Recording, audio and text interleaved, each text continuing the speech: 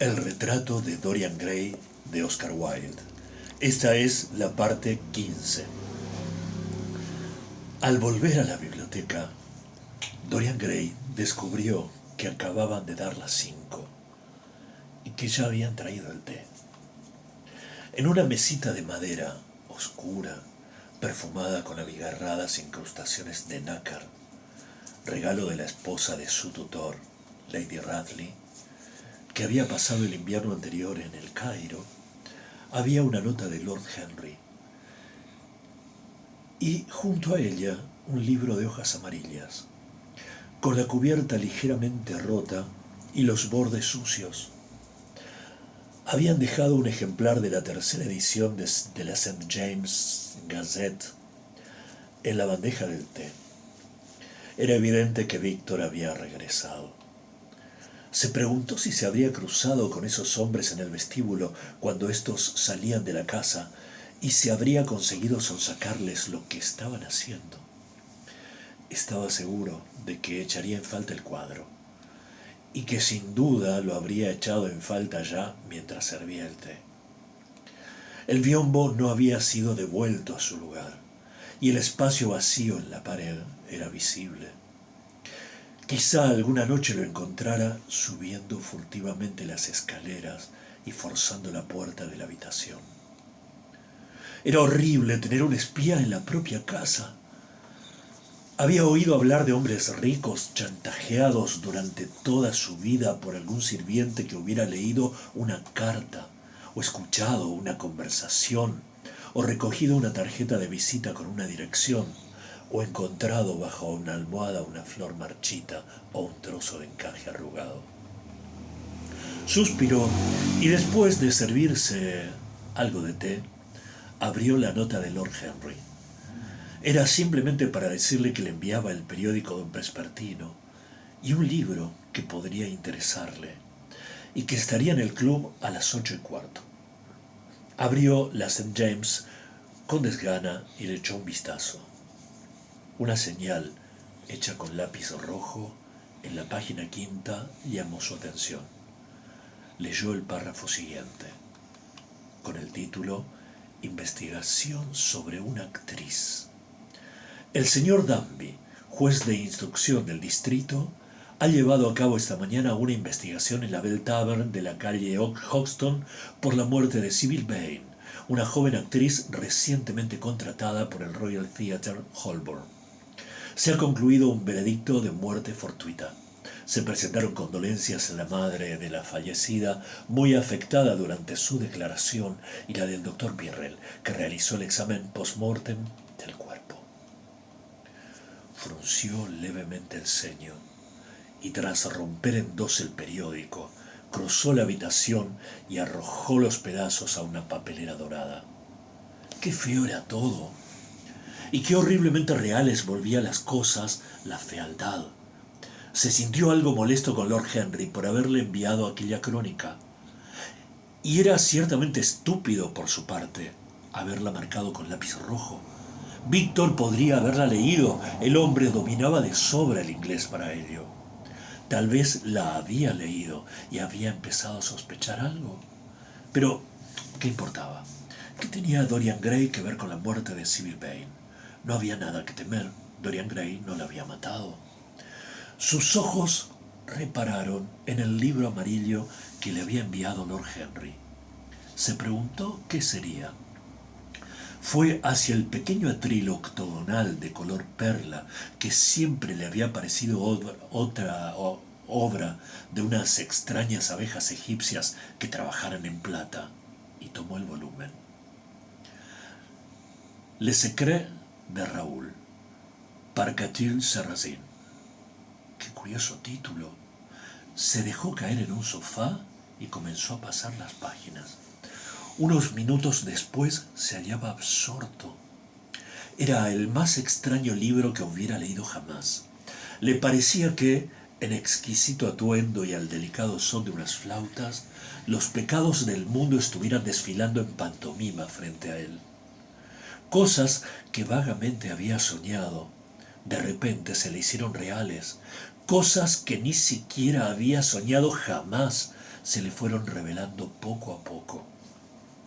Era una novela sin trama, con un único personaje, pues se trataba ciertamente del estudio psicológico de un joven parisino, que pasaba su vida intentando realizar en el siglo XIX la totalidad de las pasiones y formas de pensamiento que pertenecieron a todos los siglos menos al suyo, y resumir, por así decirlo, en sí mismo todos los estados de ánimo por los que ha pasado el espíritu del mundo alguna vez,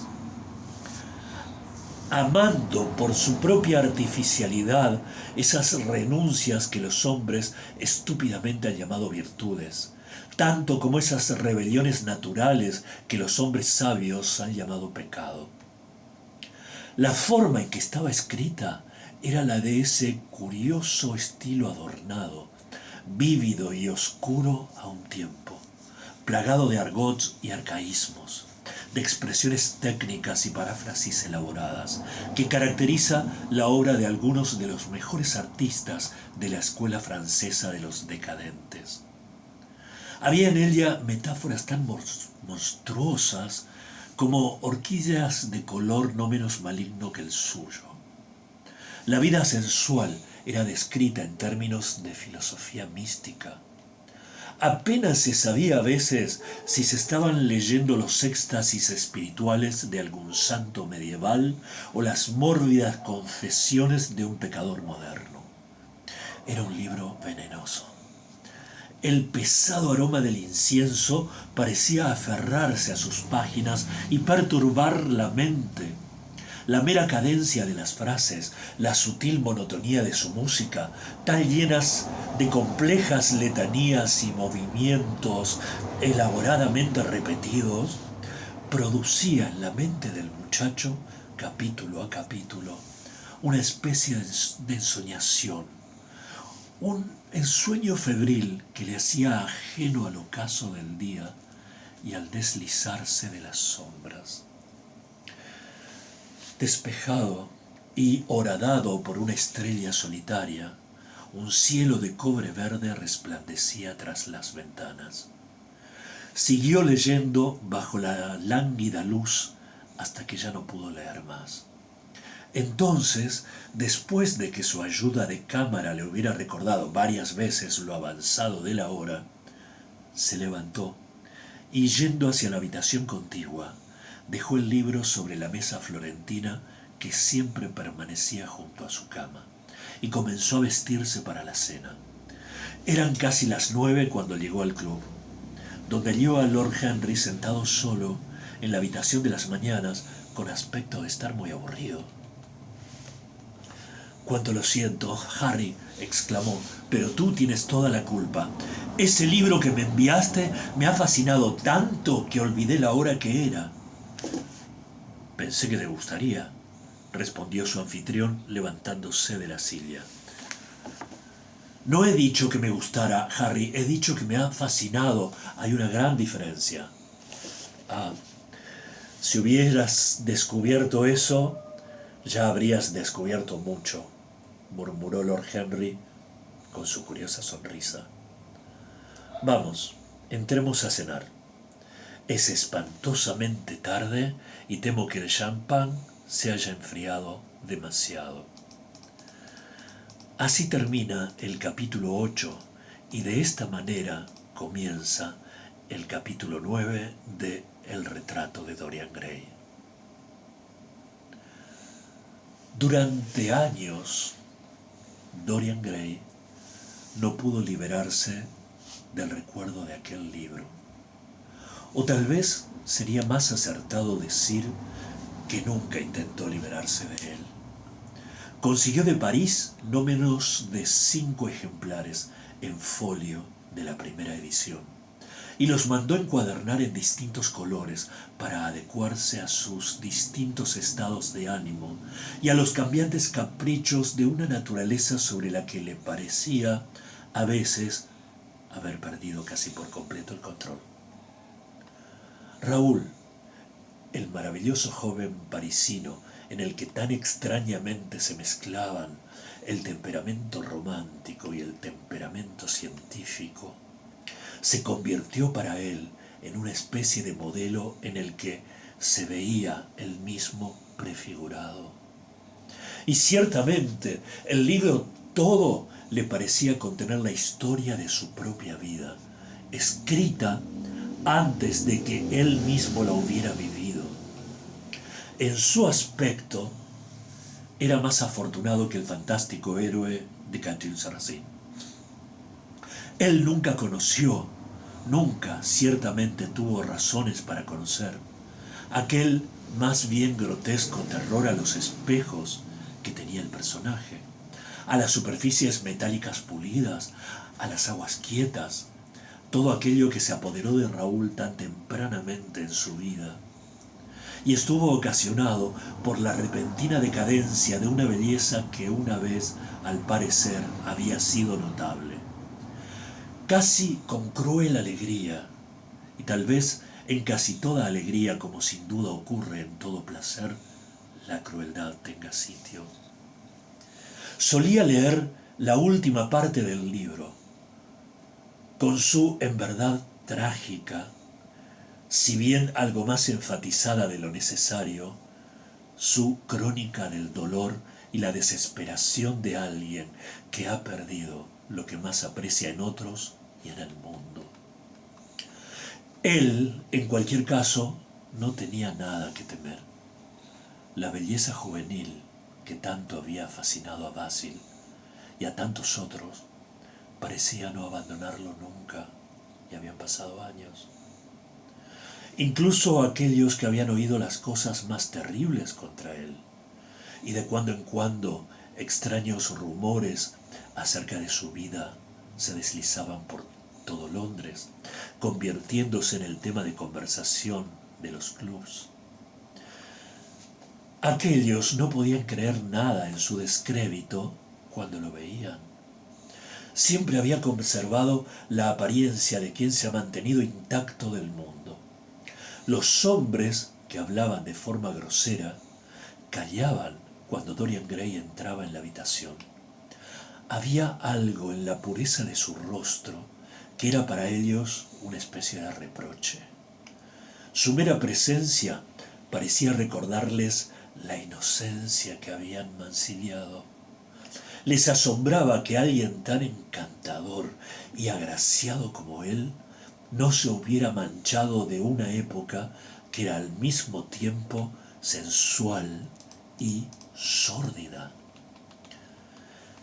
Él mismo, al regresar a su casa de alguna de aquellas misteriosas y prolongadas ausencias que daban origen a tan extrañas conjeturas entre los que eran o creían ser sus amigos, subía las escaleras hasta la puerta cerrada, la abría con la llave que siempre llevaba consigo y permanecía con un espejo delante del retrato que le había pintado Basil Hallward, mirando ahora el malvado y envejecido rostro del lienzo, ahora el hermoso rostro joven que se burlaba de él desde el reluciente cristal.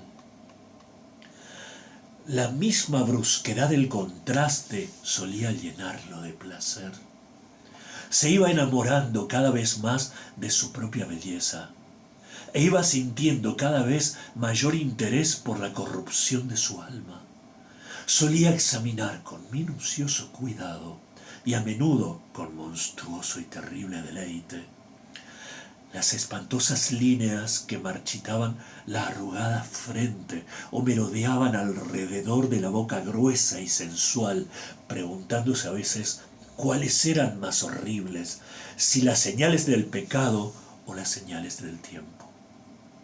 Solía colocar sus blancas manos junto a las manos abotargadas del cuadro y sonreía.